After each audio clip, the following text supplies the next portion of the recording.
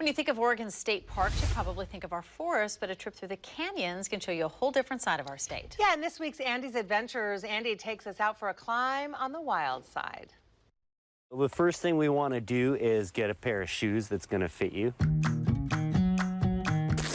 Are you giving me the girl shoes? Is that what you're doing here? No, these are unisex.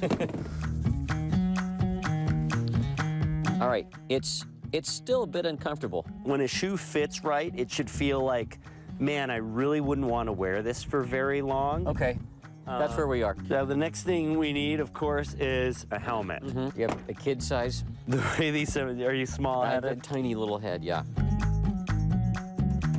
And then the last thing we're gonna do is get you into a harness. So if at this point I were to fall down, is that when you flunk out of rock climbing school?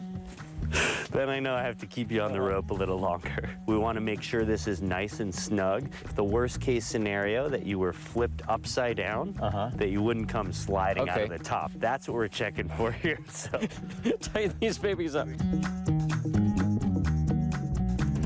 I thought maybe we'd start at a beginner rock. This doesn't seem like the beginner rock, but is it? this is one of the good beginner rocks. Okay. Yeah, you're going to be able to climb all the way to the top of this thing. And we're going up, it's about 80 feet?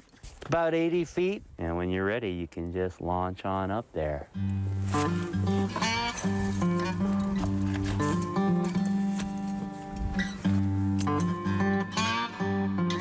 Cramp.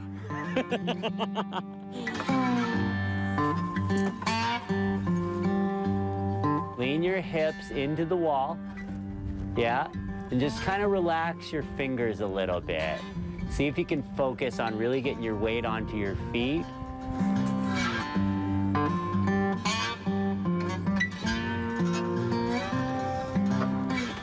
Whoa! Gotcha. Thank you. The best advice I can give in climbing is if you're having trouble, if you feel like you're working hard, look down and find better feet. Okay. All right, you can keep going up, just looking for those big knobs.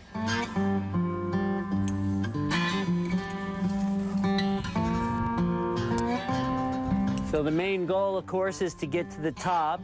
Yep. But sometimes you might have to shuffle a little left or a little right.